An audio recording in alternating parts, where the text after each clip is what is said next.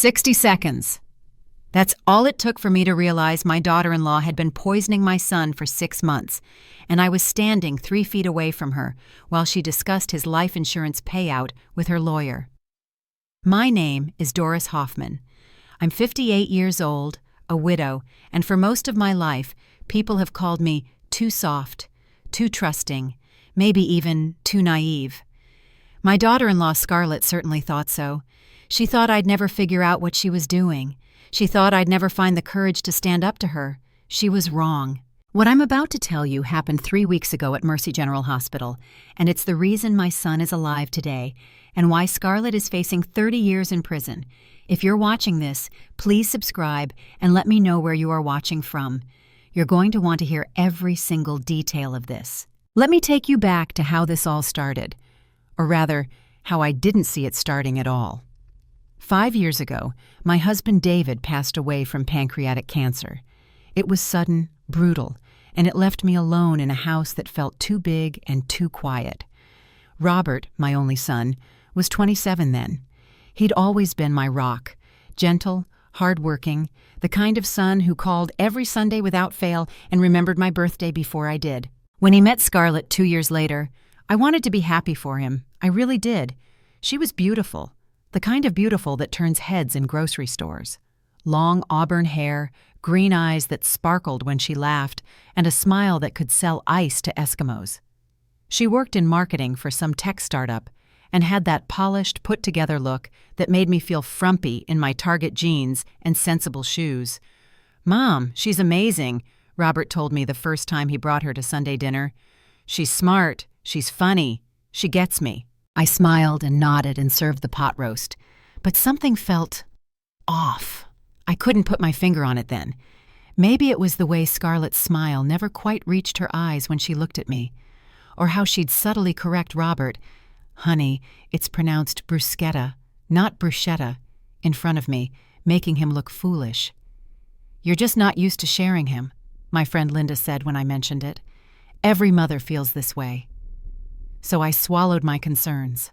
I didn't want to be that mother-in-law, the one who interferes, who thinks no woman is good enough for her son. When they got engaged after 8 months, I threw them an engagement party.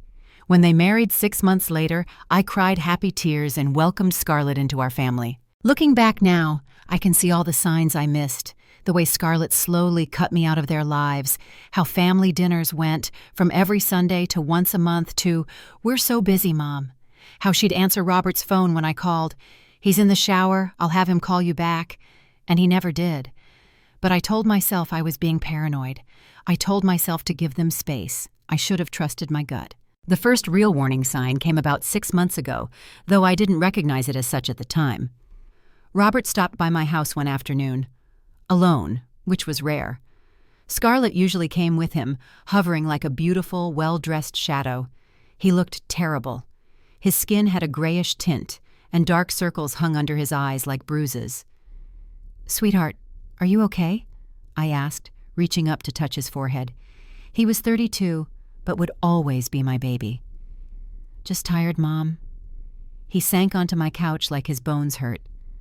"Work's been crazy, and I've had this stomach thing that won't quit." "What kind of stomach thing?" "Nausea, cramping. I threw up twice last week." He rubbed his face. "Scarlett thinks it's stress. She made me this special smoothie. Kale, ginger, some supplements. It's supposed to help." Something about the way he said it made my chest tighten. "Have you seen a doctor?" "Scarlett took me last month. They said it's probably IBS, irritable bowel syndrome. Gave me some pills." He shrugged. "They don't really help." I wanted to push, to insist he get a second opinion, but Scarlett called then. I heard her voice through his phone, sharp and impatient. "Where are you? You said you'd be home an hour ago." "I'm at Mom's," Robert said, and I heard the apology in his tone, like visiting his own mother required an excuse. "We have dinner reservations, remember? I told you this morning." He left 10 minutes later, giving me a quick hug that felt too thin, too fragile. I stood at my window and watched him drive away, that uneasy feeling growing in my stomach like a tumor. Over the next few months, Robert got worse. He lost weight, 20 pounds that his already lean frame couldn't spare. His texts became shorter, less frequent. When I did see him, Scarlett was always there, always with that perfect smile and that watchful gaze. "He's fine, Mom," she'd say whenever I expressed concern. "I'm taking good care of him." And like a fool, I believed her. The call came at 2:17 in the morning. I know the exact time because I stared at my bedside clock, my heart already hammering before I even reached for the phone. Nothing good ever comes from a call at 2:17 a.m. "Is this Doris Hoffman?"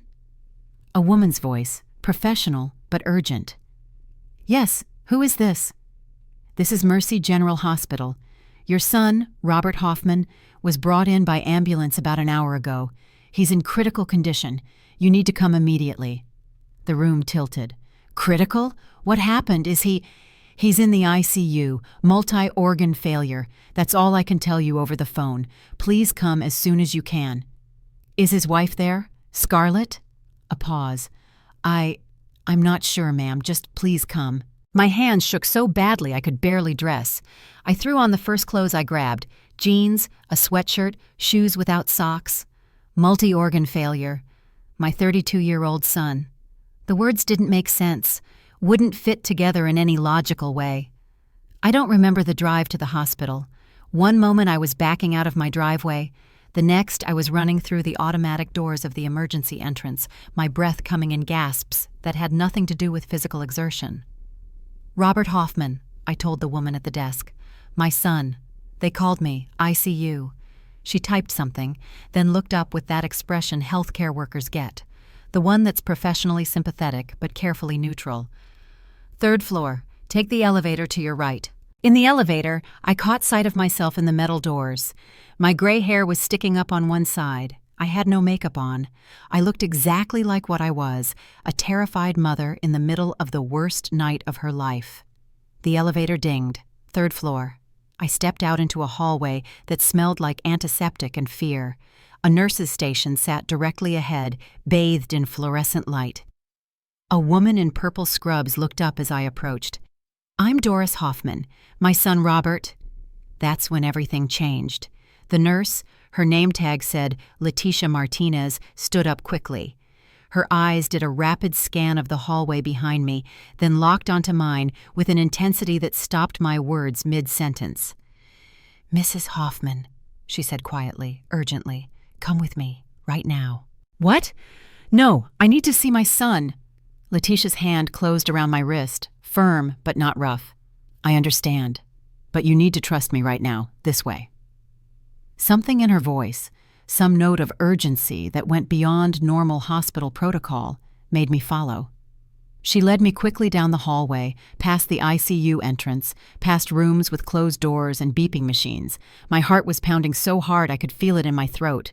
She pulled me into what looked like a supply room and shut the door behind us. The space was small, lined with shelves of medical supplies, barely big enough for 2 people. "What's going on?" My voice came out sharper than I intended. "Where's my son? Is he—" "Your son is alive," Leticia said, and I nearly collapsed with relief. "But Mrs. Hoffman, I need you to listen to me very carefully. I'm going to tell you something, and I need you to not react. Can you do that?" I stared at her. She was in her mid-40s, I guessed, with dark hair pulled back in a ponytail and tired eyes that had seen too many long shifts. But those eyes were also sharp, alert, and deadly serious. "I don't understand." "Your daughter-in-law is here," Leticia interrupted. "She's been here since your son was admitted, but Mrs. Hoffman—" She paused, choosing her words carefully. "There's something very wrong about this situation. I've been a nurse for 15 years. I know when something doesn't add up." "What are you talking about?" Leticia glanced at the door, then back at me. "Your son's symptoms, the multi-organ failure, the kidney damage, the metabolic acidosis, they're not random. They're consistent with poisoning, specifically ethylene glycol poisoning." The words hit me like a physical blow. "Poisoning? That's insane. Who would—" I don't know for certain, but I do know that your daughter-in-law has been very insistent about limiting your son's visitors. She's been controlling access to his room, monitoring who talks to the doctors. And about 20 minutes ago, I saw her in the hallway with a man I didn't recognize. They were talking about life insurance. My legs went weak. I grabbed the shelf behind me for support. I need you to see something, Letitia said, but first, I need you to hide. Hide? I repeated stupidly. From what? From your daughter-in-law. She doesn't know you're here yet, and I need you to see and hear what she's doing before she knows you've arrived. Letitia pulled her phone from her pocket. I started recording audio when I heard her conversation earlier, but I want you to witness it yourself. This is crazy, Mrs. Hoffman. Letitia's voice was gentle but firm. I was married to a man who tried to kill me. He poisoned my food for 3 months before I figured it out. Everyone told me I was paranoid, that I was imagining things. By the time anyone believed me, I'd lost a kidney. She pulled up her scrub top slightly, showing me a long surgical scar along her side. I know the signs, and your son is showing all of them. The room spun. Scarlett she couldn't. Maybe I'm wrong. I hope to God I'm wrong. But if I'm right and you confront her now without proof, she'll disappear. She'll lawyer up. And your son might not survive long enough for anyone to figure out what happened. Letitia moved to the door, opened it a crack. Please, just watch and listen. Then we'll get your son help. I don't know what made me trust her. Maybe it was the scar. Maybe it was the absolute certainty in her eyes. Or maybe it was the sick feeling in my gut that had been growing for 6 months. The feeling I'd been ignoring because I didn't want to be the difficult mother-in-law. Okay, I whispered. Letitia led me to a room 3 doors down from the supply closet. The door was open just enough to see the hallway. She positioned me behind it in the shadows. Don't move. Don't make a sound, she murmured. They're coming back from the consultation room. I heard them before I saw them. The click of high heels on linoleum. A man's voice, low and professional. Then Scarlett came into view. My daughter-in-law looked nothing like a woman whose husband was dying. She wore a black Chanel dress. I recognized it because she'd posted about it on Instagram last month, bragging about the price tag. Her makeup was perfect. Her hair was styled in loose waves. She looked like she was heading to a business lunch, not sitting vigil at a deathbed.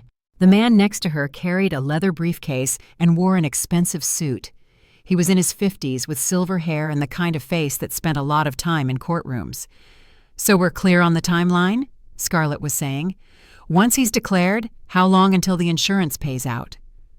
My heart stopped beating. Typically 30 days, the man replied. But given the circumstances, natural causes, no suspicious indicators, it should be straightforward. The policy is for $2.3 million, correct? Plus the house and the joint accounts, about $850K total there. They were talking about my son's death like it was a business transaction. I pressed my hand over my mouth to keep from screaming. Behind me, I felt Letitia's steadying hand on my shoulder. "And you're certain there won't be an autopsy?" Scarlett asked. Her voice was cool, businesslike. This was the voice she used in her marketing meetings, not the voice of a grieving wife. Given his medical history over the past 6 months, the documented kidney issues, the IBS diagnosis, the general decline, the doctors will likely attribute it to acute renal failure. Tragic, but not suspicious, especially in someone so young. The lawyer, I later learned his name was Gerald Klein, adjusted his briefcase. However, I do need to ask, Mrs. Hoffman, is there any possibility of complications? What kind of complications? Family members asking questions, demanding investigations. Your mother-in-law, for instance. Scarlett laughed, actually laughed. The sound made my blood run cold. Doris, please, she's a pushover. She's been letting me shut her out of Robert's life for 2 years without a single fight. She'll cry, she'll be sad, but she won't cause problems. She's too worried about being the difficult mother-in-law. Scarlett's voice dripped with contempt. Besides, she's got no money for lawyers, no medical knowledge, nothing. She's just a lonely widow who'll probably be grateful I let her come to the funeral. Every word was a knife. I'd known Scarlett didn't like me, but I'd never imagined this level of disdain, this level of calculation. What about the boyfriend? Gerald asked. Marcus Smith. If anyone were to investigate, Marcus doesn't know anything about Robert's condition. As far as he's concerned, I'm in a loveless marriage and planning to file for divorce. He has no idea about the timeline. Scarlett checked her watch, a Cartier that Robert had bought her for their anniversary. Once this is over, I'll wait a respectful 6 months, then Marcus and I will go public. He's already offered to invest in my business. We'll move to California, start fresh. And the method you've been using is untraceable at this point. Scarlett cut him off. I've been careful. Small amounts over time. It looks exactly like kidney failure. The doctors have already documented it. She paused. How much longer do you think? Based on what you've described, if he's in multi-organ failure now, probably 48 to 72 hours, maybe less. Scarlett nodded, like they were discussing a shipping schedule. Good. I need to make some calls. Can you start drafting the necessary paperwork? I want to move fast once it's done. Of course. I'll have everything ready. They shook hands. Shook hands like business partners closing a deal. Then Scarlett turned and walked back toward the ICU, her heels clicking against the floor, leaving Gerald to head toward the elevators. I stood frozen behind the door, unable to move, unable to breathe, unable to process what I'd just heard. My daughter-in-law had been poisoning my son for 6 months, and she was planning to let him die. The moment they were out of sight, my legs gave out. I slid down the wall, my whole body shaking so violently I thought I might fly apart. Letitia crouched beside me, her hand on my back. Breathe, Mrs. Hoffman. Slow breaths. In through your nose, out through your mouth. She's killing him. The words came out as a whimper. She's been killing him for 6 months, and You didn't know. You couldn't have known. I should have. The guilt crashed over me like a wave. I knew something was wrong, I felt it. But I was so worried about being the interfering mother, the one who couldn't let go, that I just let it happen. All those times Robert had looked so sick, all those smoothies Scarlett made him, the way she'd controlled his doctor visits, his diet, his entire life. It had been right in front of me, and I'd been too afraid of being called difficult to see it. Mrs. Hoffman, look at me. Letitia's voice was firm. I raised my eyes to hers. Your son is still alive. He's in the ICU, yes, but he's alive. And now that we know what's happening, we can stop it. We can save him. How? You heard her. She's been careful. The doctors think it's kidney failure. No one will believe. I believe you, and I have evidence. Letitia pulled out her phone, showed me the recording app that had been running. I got most of that conversation.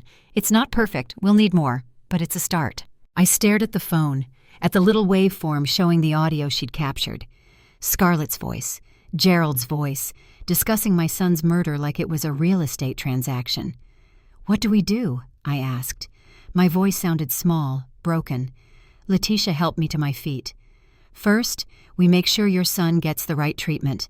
Then we gather evidence, and then we make sure that woman never hurts anyone again.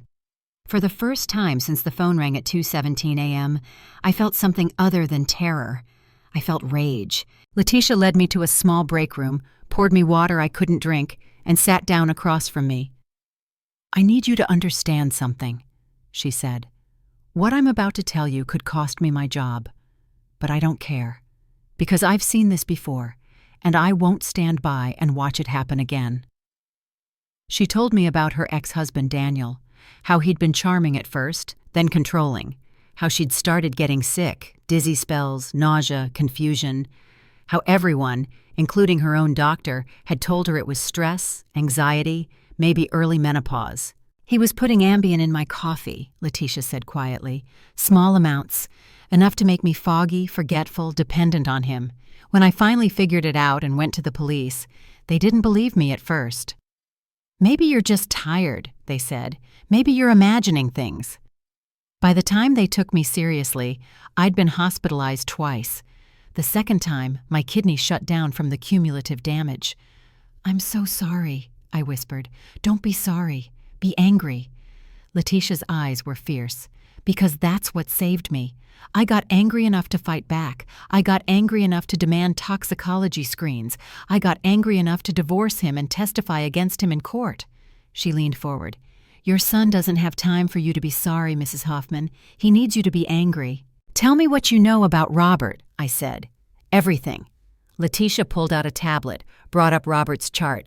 He was admitted at 11:47 p.m. His wife called 911, said she found him unconscious in the bathroom. By the time the ambulance arrived, he was in acute renal failure. His kidneys are functioning at about 15%. He also has metabolic acidosis, his blood is too acidic, and elevated levels of calcium oxalate crystals in his urine. What does that mean? It means ethylene glycol poisoning. It's the main ingredient in antifreeze. Letitia scrolled through the chart. The crystals are a dead giveaway. But here's the thing. I don't have the authority to order a toxicology screen without the attending physician's approval. And your daughter-in-law has been very insistent that we focus on treating the symptoms, not chasing unlikely causes. She's been controlling his treatment? She's his wife. She has medical power of attorney. She can refuse tests, limit visitors, make end-of-life decisions. Letitia's jaw tightened, which is why we need to move carefully and quickly. Can I see him? My voice cracked. Please, I need to see my son. Letitia checked the hallway. Scarlett went down to the consultation room on the second floor.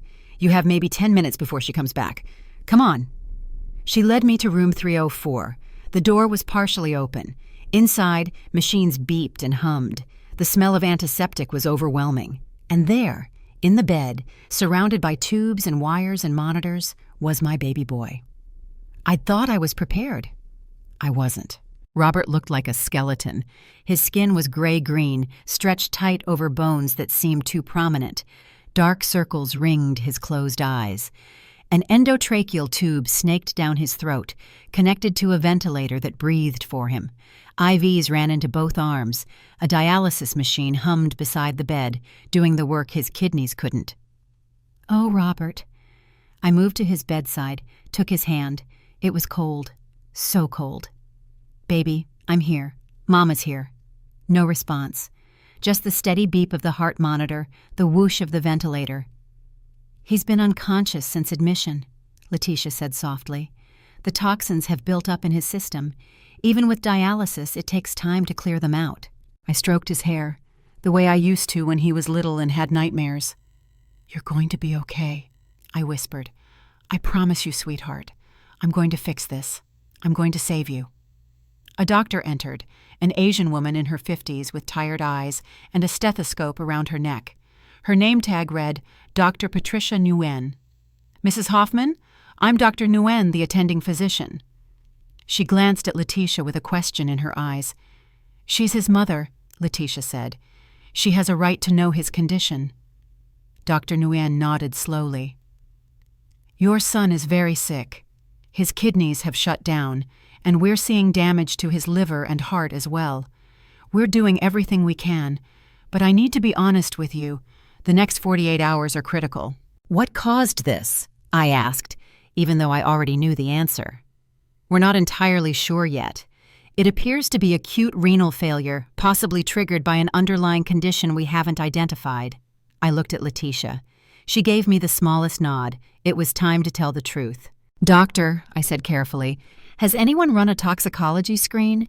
Dr. Nguyen frowned. A tox screen? No. There was no indication of drug use or poisoning. His wife said, I think you need to run one, specifically for ethylene glycol. The doctor's frown deepened. That's a very specific request.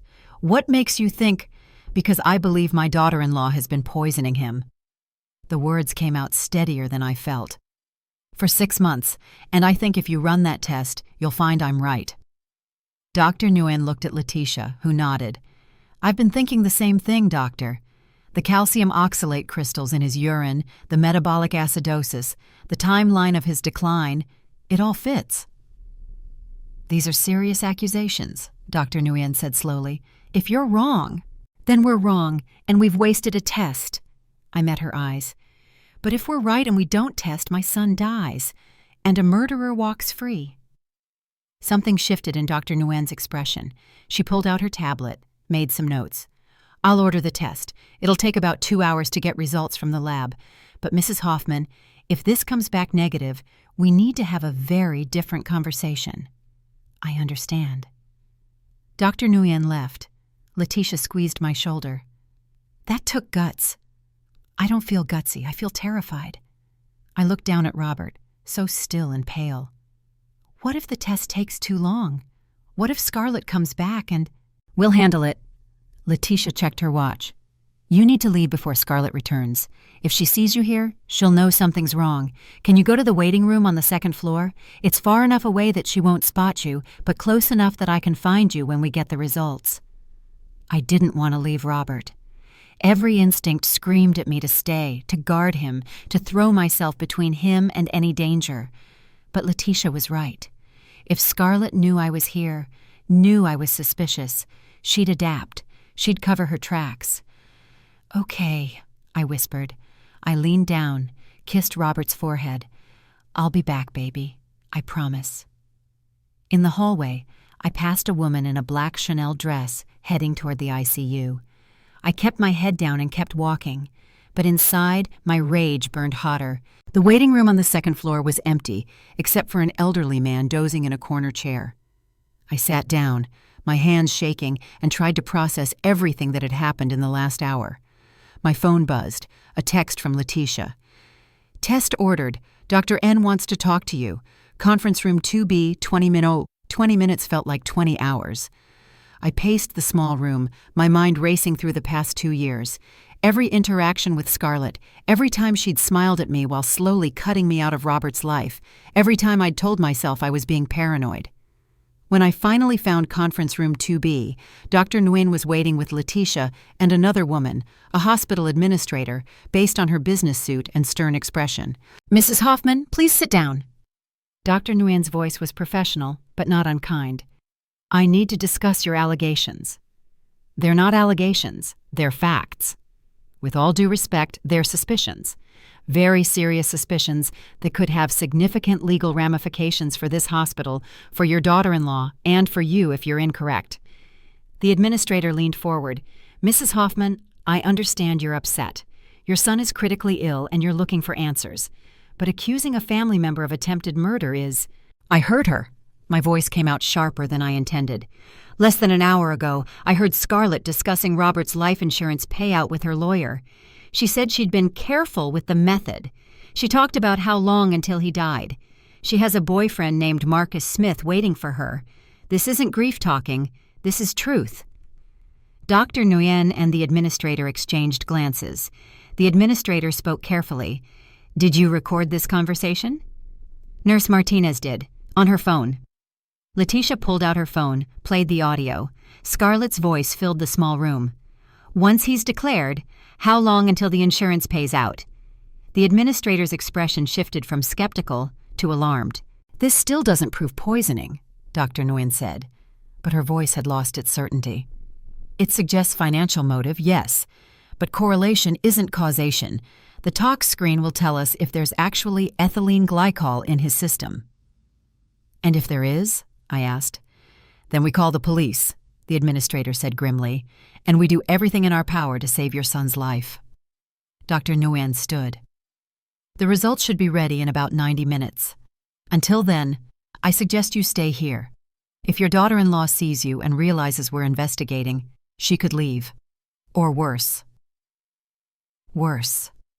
She meant Scarlett could finish what she started. I couldn't stay in that conference room, couldn't sit still while my son lay dying 3 floors above me. Against Letitia's advice, I took the elevator back up to the 3rd floor. I told myself I just wanted to be close to Robert, to be nearby in case something changed. But the truth was, I needed to see Scarlett again. Now that I knew what she was, I needed to see if I could spot the monster behind the beautiful mask. I found her in the ICU waiting area, scrolling through her phone. She'd changed into yoga pants and a cashmere sweater, the kind of outfit that cost more than my monthly mortgage, but was designed to look casual, grief chic. She looked up as I approached. For a split second, I saw something flash across her face. Surprise? Annoyance? Before the mask slid back into place. Doris! She stood, came toward me with open arms. Oh my God, when did you get here? I tried to call you, but it went straight to voicemail. She hugged me, actually hugged me, and I had to stand there and accept it. had to let this woman who was murdering my son put her arms around me and pretend to care. "I got here about an hour ago," I said, my voice somehow steady. "The hospital called me." "They did? I told them not to bother you until morning. There's nothing you can do right now anyway." She pulled back, her green eyes swimming with what looked like genuine tears. "He's so sick, Doris. The doctors don't know what's wrong. They're running tests, but—" Her voice broke convincingly. "I'm so scared." I wanted to scream at her, wanted to claw those fake tears off her face. Instead, I said, "Can I see him?" "Of course, come on." She linked her arm through mine like we were old friends. "I have to warn you, though, he looks pretty rough. The doctors have him sedated because of the breathing tube." She led me to room 304.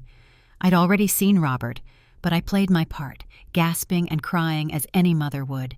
Scarlett stood beside me, her hand on my shoulder, making soothing noises.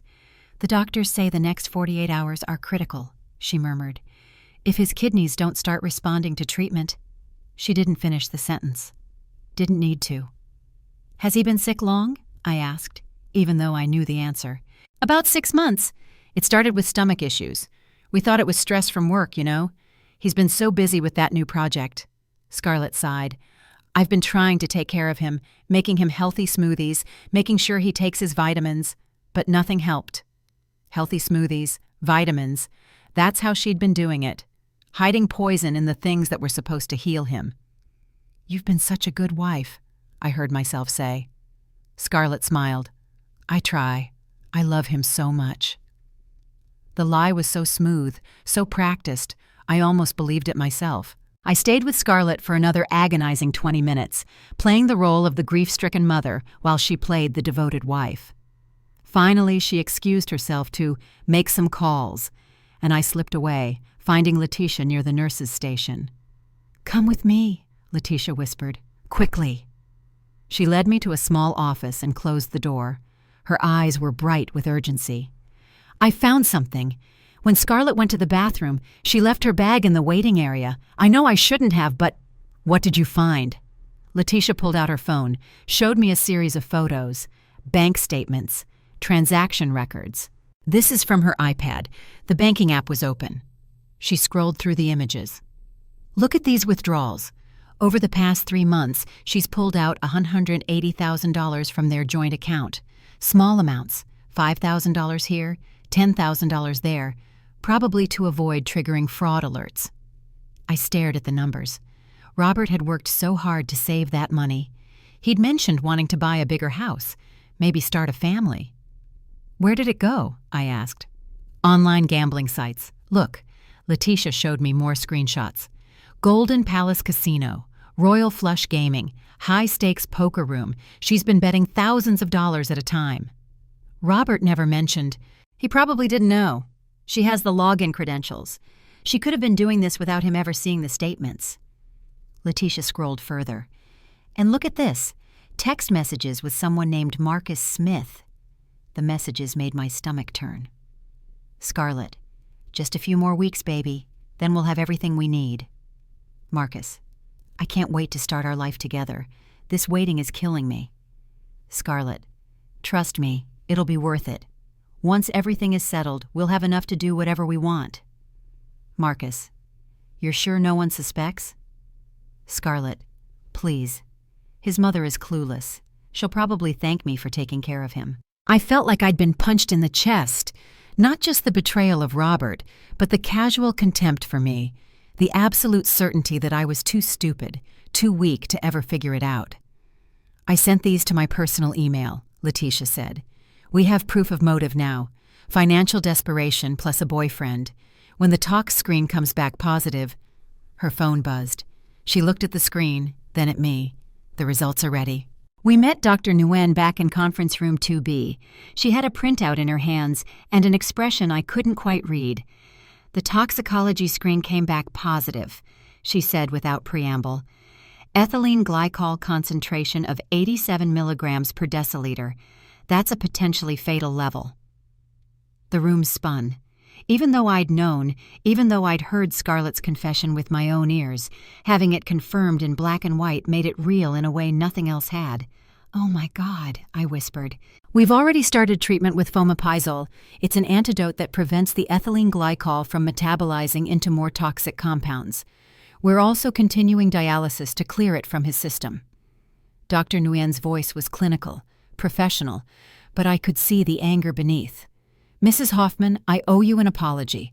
If you hadn't pushed for this test—" "What happens now?" I asked. "Now we call the police." The administrator, I'd learned her name was Carol Henderson, was already on her phone. "We have a clear case of attempted murder. The authorities need to be involved immediately." "Wait," Letitia held up a hand. "If we call the police now, Scarlett will know something's wrong. She'll lawyer up, maybe even run. We need to keep her here until they arrive." "How?" I asked. "She could leave at any moment." "Not if she thinks Robert is about to die." Letitia looked at Dr. Nguyen. "If you tell her his condition is deteriorating, that we need to discuss end-of-life decisions, she'll stay. She'll want to be here for the final act." The words made me feel sick, but I understood the logic. Scarlett had spent 6 months working toward this moment. She wouldn't leave before it was finished.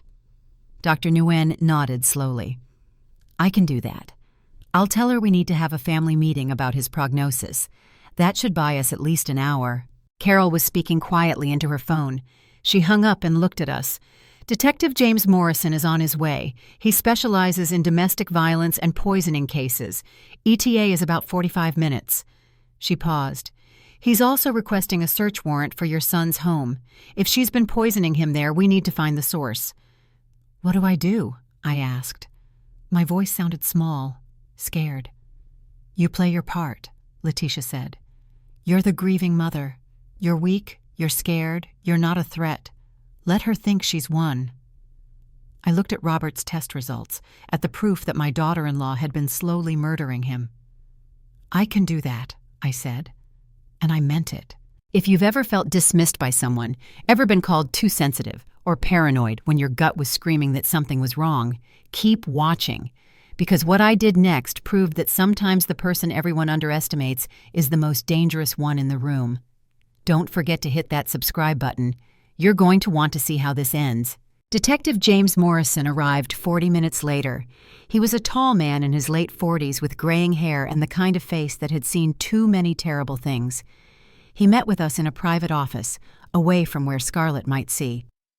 "Mrs. Hoffman?" He shook my hand. "I've reviewed the evidence Nurse Martinez sent over.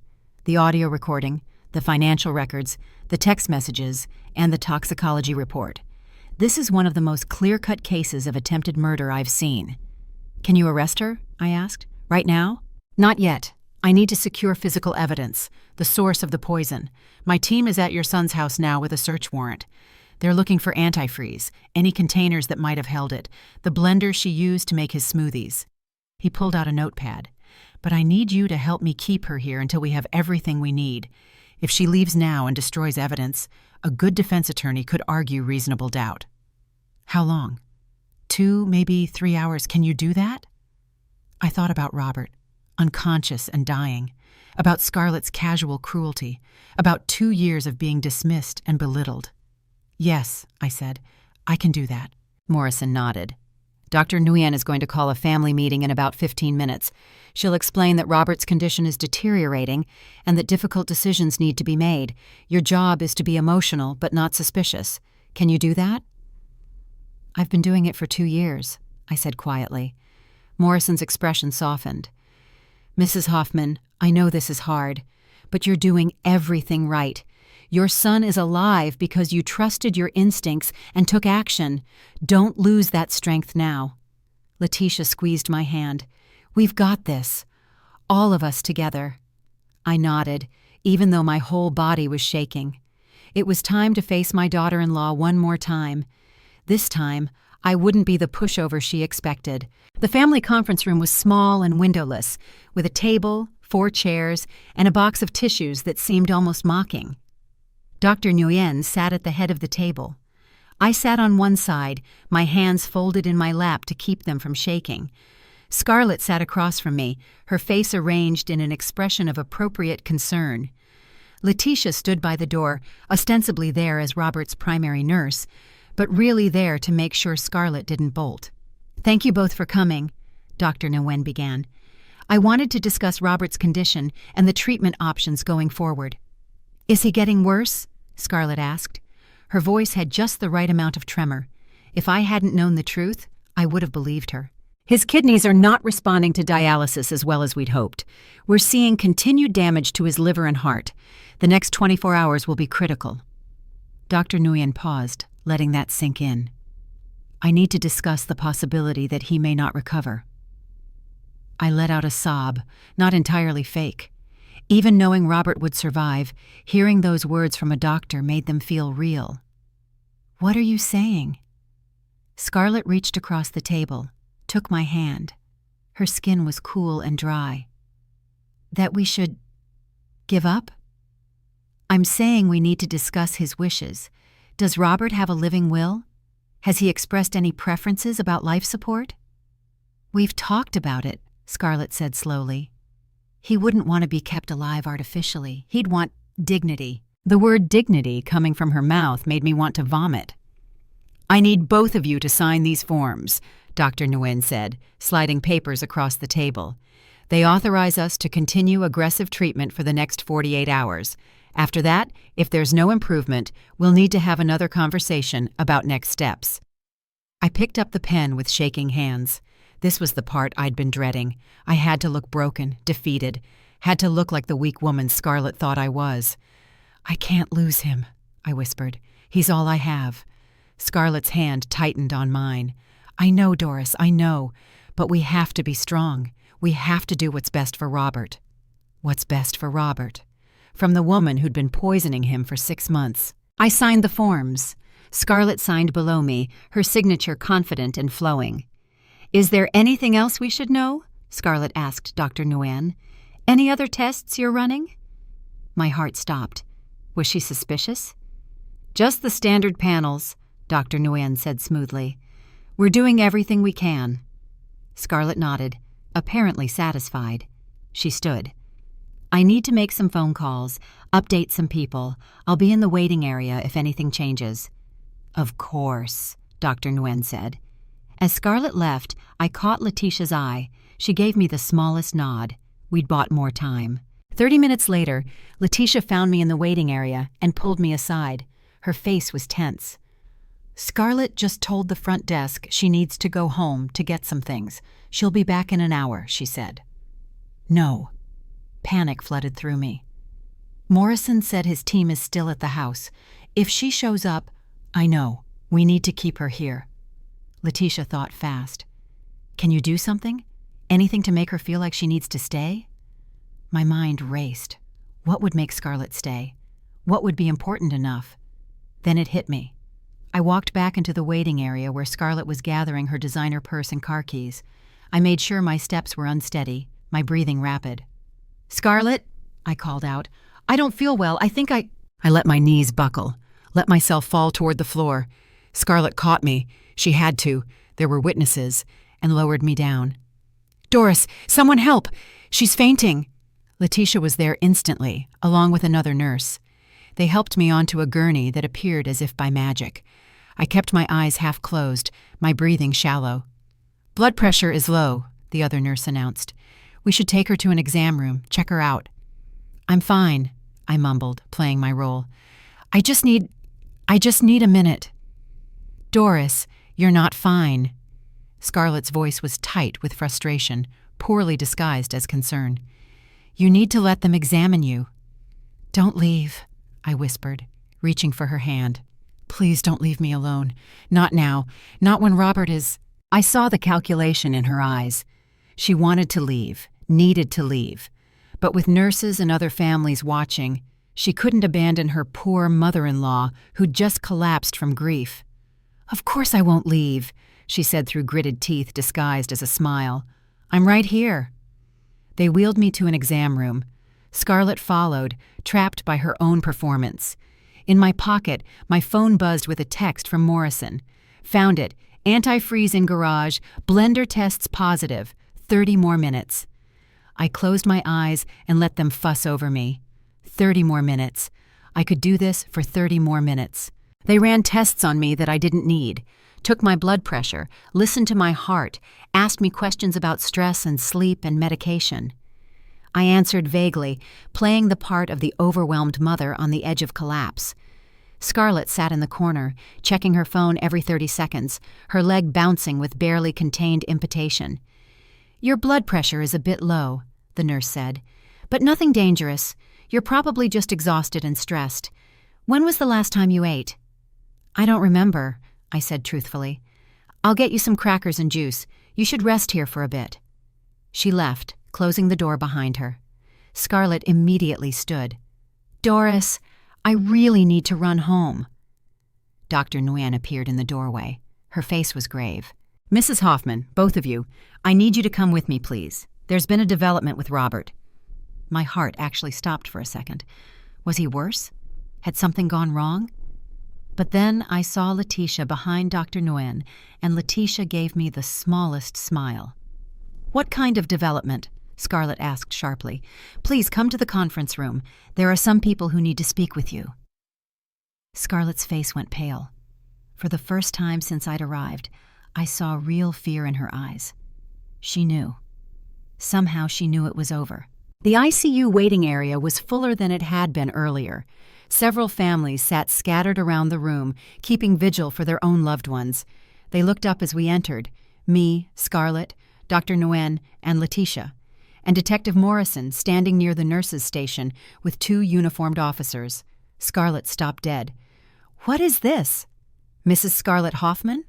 Morrison's voice was formal, official. "I'm Detective James Morrison with the Metropolitan Police Department. I need to speak with you about your husband, Robert Hoffman."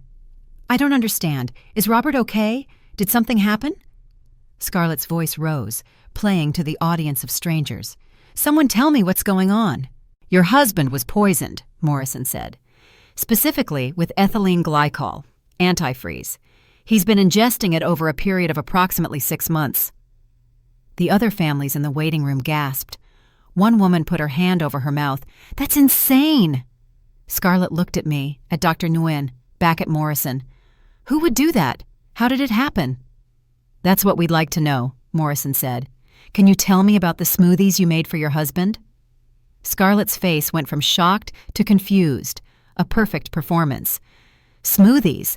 I made him healthy smoothies because he wasn't feeling well. Kale, ginger, protein powder. How is that relevant?" "We found your blender at your home. It tested positive for ethylene glycol residue." Morrison pulled out his notepad. "We also found a half-empty bottle of Prestone antifreeze in your garage. According to your Amazon purchase history, you bought 3 bottles over the past 6 months. That's unusual for a household with only 1 vehicle." "I don't know anything about that. Maybe Robert bought them. Maybe they were already there when we moved in." Scarlett's voice was rising, getting shrill. "Why are you questioning me? My husband is dying and you're accusing me of—" "We also have a recording of you discussing Robert's life insurance payout with your attorney, Gerald Klein. You specifically mentioned waiting for Robert to die so you could collect $2.3 million. The waiting room went dead silent. Every eye was on Scarlett. "That's taken out of context," Scarlett said, but her voice had lost its strength. "I was just asking hypothetical questions about the policy. That's not a crime." "We have your text messages with Marcus Smith," Morrison continued. "Messages where you discuss just a few more weeks and starting your life together once you have enough money. Marcus is a friend. That doesn't mean we have your bank records showing you withdrew $180,000 from your joint account and gambled it away at online casinos." Each piece of evidence was another nail in her coffin. I watched Scarlett's face cycle through emotions: shock, anger, fear, calculation. Then she turned to me. "This is your fault," she hissed. "You never liked me. You've been trying to turn Robert against me since day 1. You planted this evidence. You—" "I heard you," I said quietly. Everyone looked at me. "This morning at 3:30 a.m., I heard you in the hallway talking to Gerald Klein about Robert's life insurance, about how you'd been careful with the method, about how no one would suspect because it looked like kidney failure." My voice was steady now, strong. "You said I was a pushover, that I'd never figure it out because I was too worried about being the difficult mother-in-law. Scarlett's mouth opened, closed. No words came out. "You were right about one thing," I continued. "I was a pushover. I let you isolate my son. I let you control his life. I ignored my instincts because I didn't want to be called controlling or difficult." I stood up, walked toward her. "But you made one mistake, Scarlett. You underestimated how much a mother loves her child." Morrison stepped forward. "Mrs. Hoffman, we have sufficient evidence to arrest you, but I want to give you a chance to explain. Why did you do this?" Scarlett's face crumpled. For a moment, I thought she might actually confess. Then her expression hardened. "I want a lawyer. I'm not saying anything without a lawyer present." "That's your right."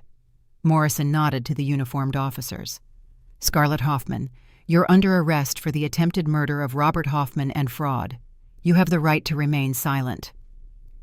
As he read her Miranda rights, Scarlett's eyes found mine. The mask was completely gone now. What I saw there was pure hatred. "You did this," she said, her voice low and venomous. "You destroyed my life. You couldn't stand that Robert chose me over you." "Robert didn't choose you over me," I said. "You made him think he had to. You isolated him, controlled him, and when that wasn't enough, you tried to kill him." My voice broke. "He loved you. He trusted you completely, and you poisoned him." "He was weak," Scarlett spat. "He was boring and predictable, and I was stuck in a dead-end marriage with a man who wanted to save money for a stupid house and have stupid babies. I deserved better. I deserved more." The waiting room was silent. Even the officers looked shocked at her venom. "So you decided to kill him?" Dr. Nguyen's voice was cold. "Rather than simply divorce him?" "Divorce doesn't pay $2.3 million, Scarlett said. Then she seemed to realize what she'd just admitted. Her face went white. Morrison nodded to the officers. "Take her." They put handcuffs on her wrists. Real handcuffs, metal and cold and final. Scarlett struggled for a moment, then went still. As they led her toward the elevator, she looked back at me one more time. "I hope you're happy," she said. "You got what you wanted. Robert, all to yourself." "No," I said. "I got my son alive. That's all I ever wanted." The elevator doors closed on her face. I stood there, shaking, as the other families in the waiting room stared at me. An older woman came over, touched my arm gently. "You saved your son's life," she said. "You're a hero." I didn't feel like a hero. I felt exhausted and sick and angry at myself for not seeing the truth sooner. But Robert was alive, and Scarlett would never hurt him again. "That would have to be enough." Morrison stayed behind after the officers took Scarlett away. He sat down across from me in the now quiet waiting room. "There's something else you should know," he said. "We spoke with Marcus Smith this morning." "Her boyfriend?" "Yes. He's a real estate investor, divorced, no criminal record, and he had no idea what Scarlett was really doing."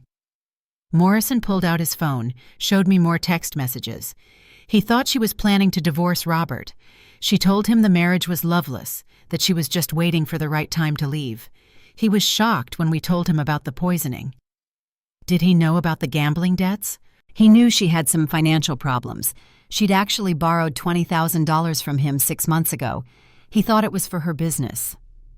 Morrison scrolled through the messages. When we told him the truth, he immediately offered to testify against her.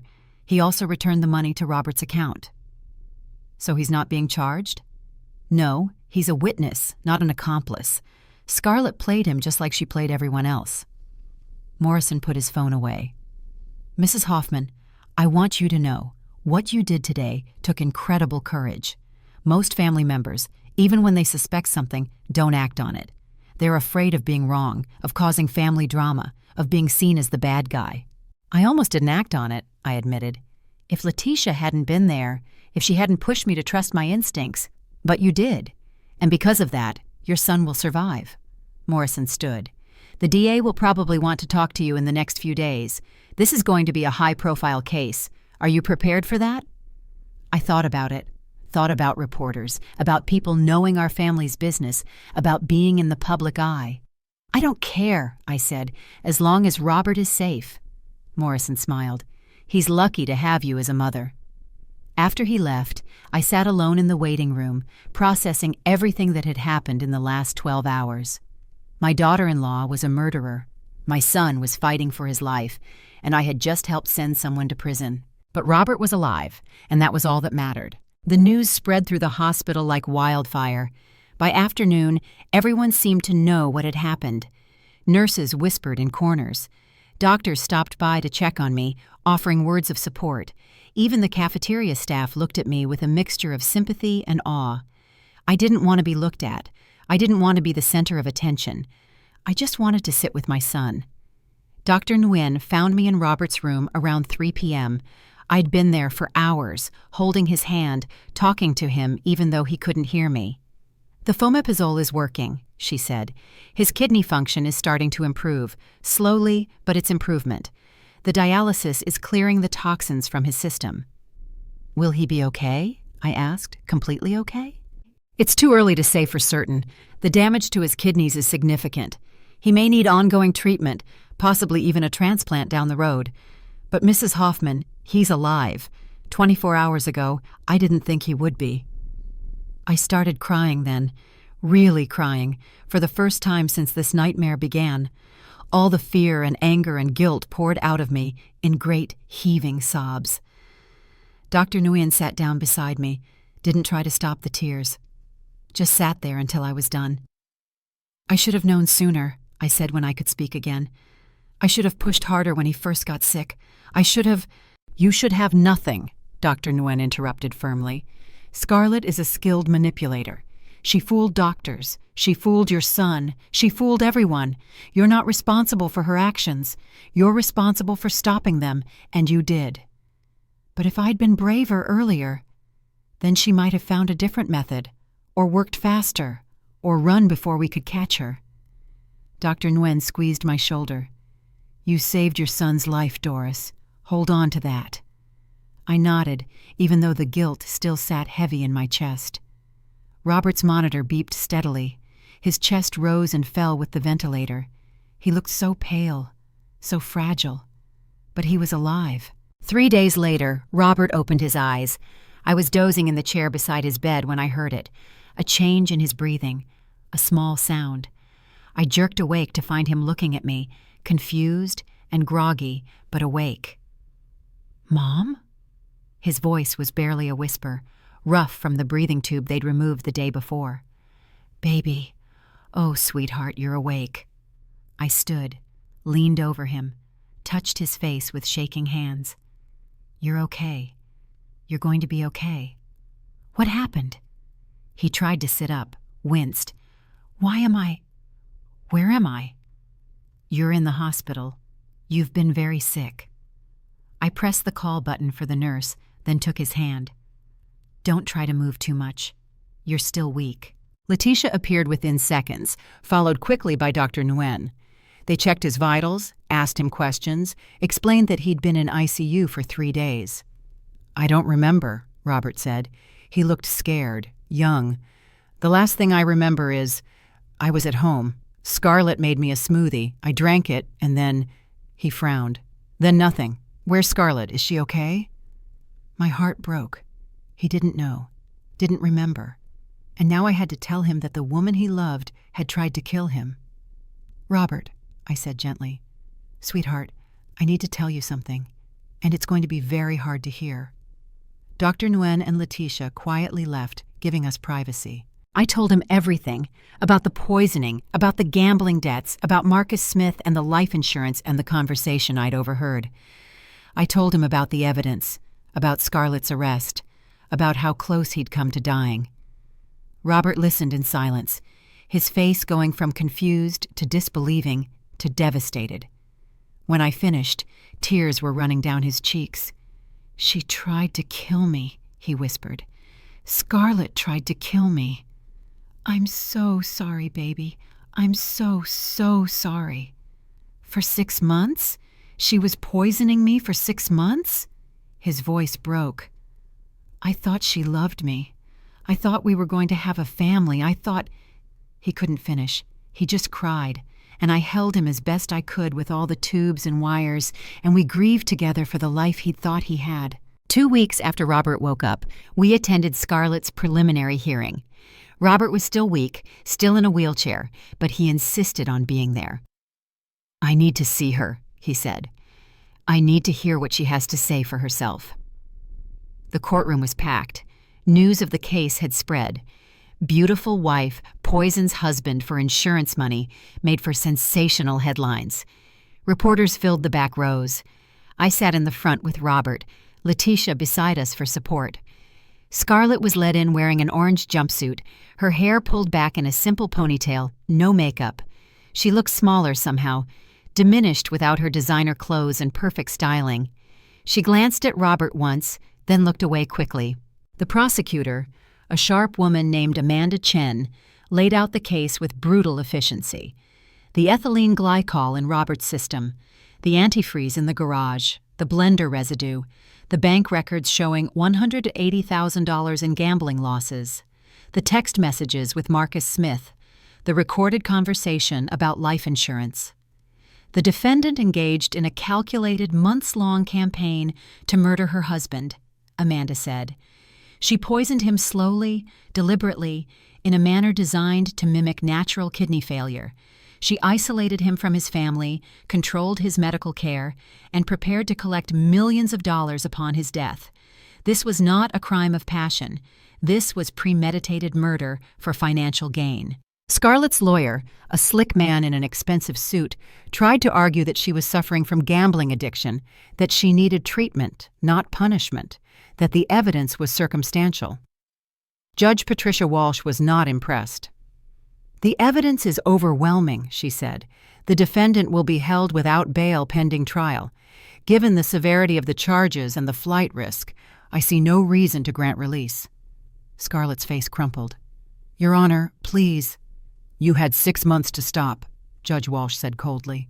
6 months to seek help, to confess, to do the right thing. Instead, you continued poisoning your husband until he was hours from death. You will remain in custody." As they led Scarlett away, she looked back at Robert one more time. I couldn't read her expression. Regret? Anger? Calculation? Robert just stared at her, his face empty of emotion. "I loved her," he said quietly as the courtroom emptied. "How could I have been so wrong about her? She fooled everyone, sweetheart, not just you." But I knew that wouldn't make it hurt any less. The financial aftermath was almost as painful as the emotional one. Robert's lawyer, a kind woman named Jennifer Park, who specialized in fraud cases, helped us navigate the mess Scarlett had left behind.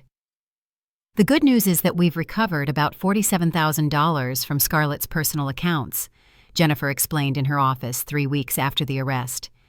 That's what was left of the $180,000 she withdrew. The rest is gone, gambled away at various online casinos. "Can we get it back from the casinos?" Robert asked. He looked better now, color returning to his face, though he was still painfully thin. "Unfortunately, no. The transactions were made from your joint account with her authorization. The casinos operated legally. The money is just gone." Robert closed his eyes. 2 years of savings.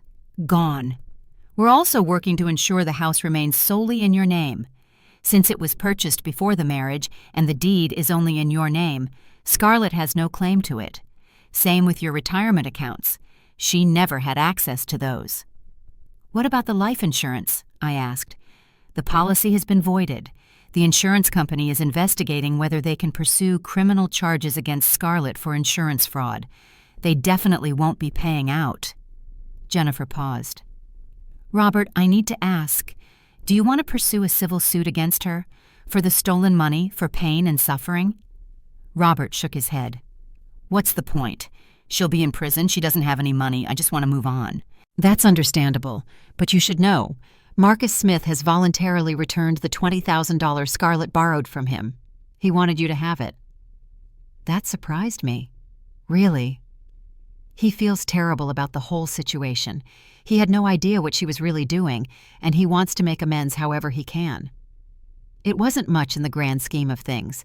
$67,000 recovered out of $180,000 lost. But it was something. "I'm selling the house," Robert said suddenly. "I can't live there anymore. Every room reminds me of her, of how stupid I was. "You weren't stupid," I said firmly. "You were in love. There's a difference."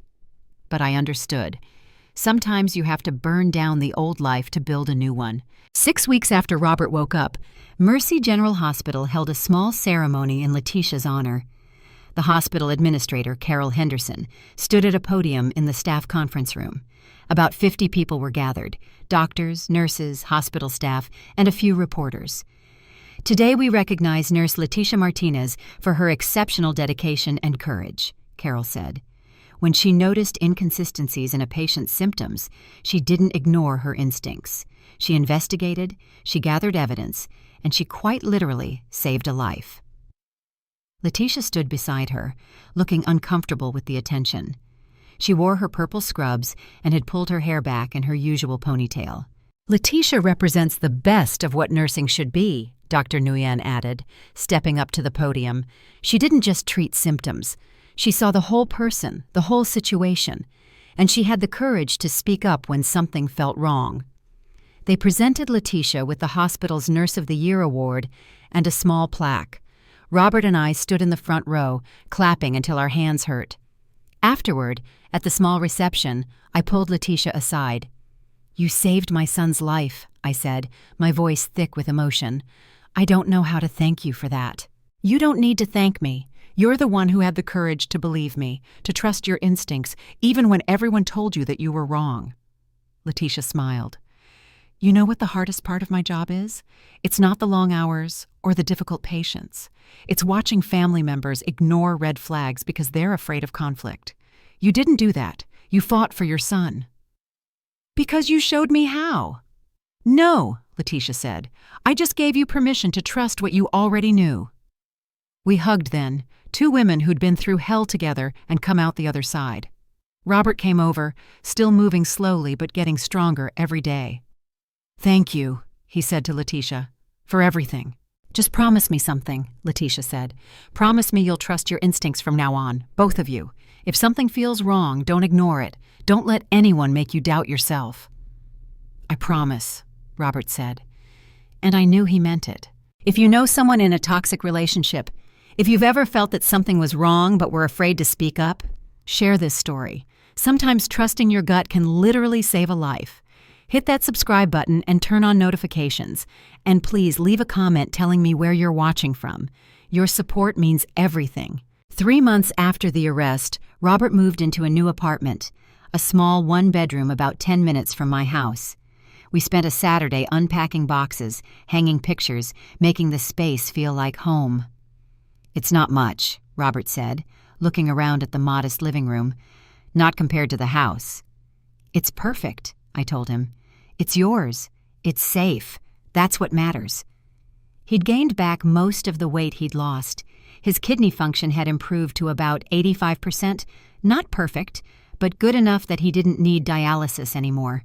He still had to see a nephrologist every month, still had to be careful about certain medications and foods, but he was alive and getting stronger every day. "I'm starting therapy next week," he said. "Dr. Chen recommended someone who specializes in trauma and betrayal." "That's good, sweetheart. That's really good." "I need to figure out how to trust people again, how to trust myself." He sat down on his new couch. We'd bought it together at IKEA, spent 3 hours assembling it. "I keep thinking about all the signs I missed. How did I not see what she was?" "Because you loved her, and love makes us vulnerable. That's not a weakness, Robert. That's what makes us human. I don't know if I'll ever be able to love someone like that again. Maybe not like that, but you'll love again, when you're ready, and this time you'll be wiser." He nodded, but I could see the doubt in his eyes. Healing, I was learning, wasn't linear. Some days Robert seemed almost back to normal. Other days, he barely left his apartment, overwhelmed by grief and anger and betrayal. But he was alive, and every day he got a little bit stronger. That was enough for now. 6 months after Scarlett's arrest, her trial began. It lasted 3 weeks. 3 weeks of testimony, evidence, expert witnesses. 3 weeks of reliving the nightmare in excruciating detail. Robert testified on day 5. He sat in the witness box, pale but steady, and answered the prosecutor's questions about his marriage, his illness, the smoothies Scarlett had made him. "Did you know your wife was gambling?" Amanda Chen asked. "No, I had no idea. She managed our finances. I trusted her." "Did you know she was having an affair?" "No." "Did you ever suspect she was poisoning you?" Robert's voice broke. "No, never. I thought she loved me. I thought we were going to grow old together." Scarlett sat at the defense table, her face blank. She didn't look at Robert, didn't look at anyone. The jury deliberated for 3 hours. When they came back, the forewoman stood and read the verdict. In the case of the state versus Doris Hoffman, on the charge of attempted murder in the first degree, we find the defendant guilty. On the charge of fraud, we find the defendant guilty. On the charge of identity theft, we find the defendant guilty. Scarlett's face crumpled. Her lawyer put a hand on her shoulder, but she shrugged it off. Judge Walsh scheduled sentencing for 2 weeks later. At the sentencing hearing, Scarlett finally spoke. Her lawyer had advised against it, but she insisted. "I'm sorry," she said, her voice small. "I was desperate. I made terrible choices. I never meant for things to go this far. I just wanted a different life." Judge Walsh looked at her coldly. "You had 6 months to choose a different path. Instead, you chose to slowly murder your husband. The court sentences you to 28 years in federal prison, with no possibility of parole for the first 20 years. Scarlett screamed, actually screamed, a sound of pure anguish that echoed through the courtroom. But it was done. Justice had been served. That night, I sat in my living room and thought about everything that had happened over the past 7 months. I'd spent so much of my life being afraid. Afraid of conflict, afraid of being disliked, afraid of being called difficult or controlling or overbearing. I'd let that fear guide my choices, let it silence my voice, let it keep me from protecting the people I loved. If I'd spoken up 6 months earlier, when Robert first got sick, when I first felt that something was wrong with Scarlett, would things have been different? Could I have stopped it sooner? I'd never know. And I had to make peace with that. But I'd also learned something crucial. My instincts were right. The feeling in my gut, the sense that something was wrong. It wasn't paranoia or overreaction or being a difficult mother-in-law. It was truth, trying to break through the noise of social expectations. I thought about all the women I'd known over the years who'd been called too sensitive or too emotional or too much when they tried to set boundaries or voice concerns. How many of them had been right? How many had been ignored or dismissed or made to doubt themselves? I'd joined a support group for families of domestic violence victims. Every week I heard similar stories. People who'd known something was wrong but were afraid to speak up. People who'd been gaslit and manipulated and made to feel crazy for trusting their instincts. "You can't change the past," the group leader, a woman named Susan, told us. "But you can learn from it. You can use your experience to help others. You can refuse to be silent anymore." So that's what I decided to do. I started speaking at community centers, at churches, at women's groups. I told Robert's story, with his permission, and I told my own. I talked about the importance of trusting your instincts, of speaking up even when it's uncomfortable, of putting safety above social niceties. Being called difficult is better than attending your child's funeral, I would say. Being called controlling is better than watching your loved one die because you were too polite to interfere. The response was overwhelming. Women came up to me after every talk, sharing their own stories, thanking me for giving them permission to trust themselves. I couldn't change what had happened to Robert, but maybe I could prevent it from happening to someone else's child. A year after Scarlett's arrest, Robert met someone new. Her name was Emily. She was a third-grade teacher, quiet and kind, with a gentle laugh and a way of listening that made you feel heard. She had no idea who Robert was or what he'd been through when they met at a coffee shop. Robert brought her to Sunday dinner at my house, a tradition we'd reinstated after he moved into his apartment. I was nervous. Would I see red flags where there weren't any? Would I be too protective, too suspicious? But Emily was lovely, genuinely lovely. She asked me about my life, my interests. She didn't try too hard to impress me. She treated Robert with a casual affection that felt real, not performed. "Mom likes you," Robert told her later, and Emily smiled. "I like her too. She's protective of you. That's good." After dinner, as Robert helped me clean up, he said, "I told her everything. About Scarlett, about the poisoning, all of it." "How did she react?" "She listened. She didn't judge. She said she understood why I might have trust issues." He dried a plate carefully. "She's not pushing for anything serious. We're taking it slow. Really slow. That's smart. I'm not ready to live with anyone again. Maybe not for a long time. Maybe never. That's okay too." He looked at me. "Are you really okay with her? Tell me the truth. If you have any concerns—" "I'll tell you," I promised. "No more staying silent to avoid conflict. If I see something that worries me, you'll be the first to know." "Good," he hugged me. "Because I trust your instincts now, Mom, more than I trust my own." Letitia and I became close friends in the aftermath of the trial. We met for coffee every week, sometimes talking about the case, more often just talking about life. She told me more about her ex-husband, about the years of manipulation and control, about how hard it had been to rebuild her life after leaving him. "People don't understand how insidious it is," she said. "It's not like in the movies where someone is obviously evil. They're charming. They make you doubt yourself so gradually that you don't even realize it's happening. Do you ever regret speaking up? About Robert, I mean. You could have lost your job." "Not for a second." Letitia stirred her coffee. "I did lose something, actually. I lost my fear. For years after I left Daniel, I was terrified of making waves, of standing out, of being noticed. But when I saw what was happening to Robert, something just clicked. I couldn't be silent anymore. You saved his life. We saved his life. You, me, Dr. Nguyen, Detective Morrison. It took all of us."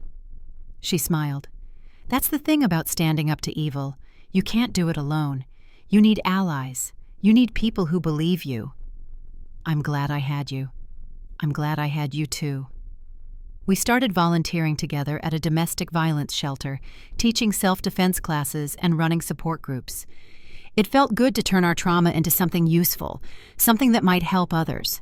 "This is what healing looks like," Letitia said one day as we left the shelter. "Not forgetting what happened, but using it to make the world a little bit safer." I thought about that a lot, about how pain could be transformed into purpose. It didn't erase what had happened, but it gave it meaning. If you're watching this video, I want you to hear me clearly. Trust your instincts. If something feels wrong, if someone in your life is isolating you or a loved one, if you notice unexplained financial problems, if someone's health is declining in ways that don't make sense, speak up. Don't let fear of being called difficult or controlling or paranoid stop you from asking questions. Here are the warning signs. I wish I'd recognized sooner. Isolation. Scarlett slowly cut Robert off from his friends, his family, his support system. She made him feel guilty for spending time with anyone but her. Financial control. She managed all their money, and Robert had no idea what was happening in their accounts. That's a massive red flag. Gaslighting. When Robert expressed concerns about his health, Scarlett convinced him it was stress, that he was overreacting, that he should trust her to take care of him. Unusual health problems. If someone in your life is getting sicker and sicker with symptoms doctors can't explain, insist on comprehensive testing. Push for answers. And here's what I learned the hard way. Setting boundaries is not selfish. Asking questions is not interfering.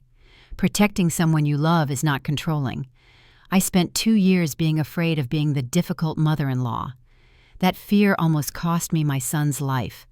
Don't make the same mistake I did. If you see something wrong, say something. If someone tells you you're being paranoid, get a second opinion. If your gut is screaming that something is wrong, listen to it. Your instincts exist for a reason. They're trying to protect you and the people you love. Don't ignore them. It's been 18 months now since that terrible night at the hospital. Last Sunday, Robert and Emily came over for dinner. Emily brought homemade apple pie. Robert looked healthy, really healthy, not just surviving but thriving. His kidney function had stabilized. He'd been promoted at work. He was seeing his therapist regularly and said he was finally starting to feel like himself again.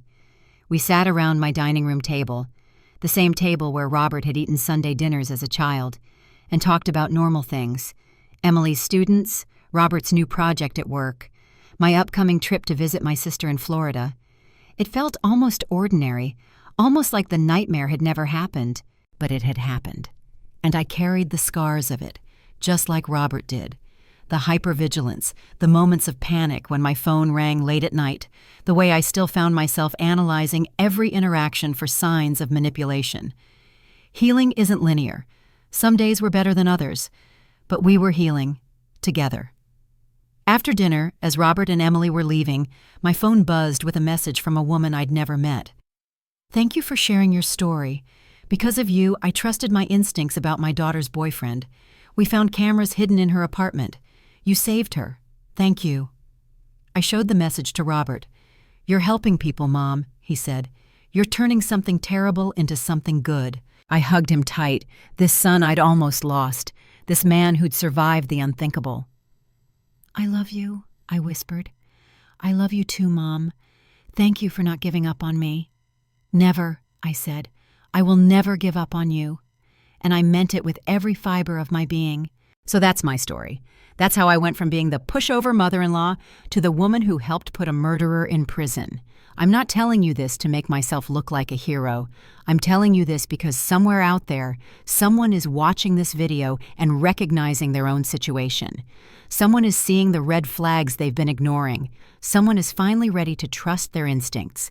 If that's you, if any part of this story resonated with you, please reach out for help. Call the National Domestic Violence Hotline at 1-800-799-7233. Talk to a trusted friend. See a therapist. Do whatever you need to do to protect yourself or someone you love. And remember this: setting boundaries isn't selfish. Speaking up isn't interfering. Trusting your instincts isn't paranoia. It's survival. It's love. It's the most important thing you can do. Thank you for watching. Please subscribe to this channel and share this video with anyone who might need to hear it.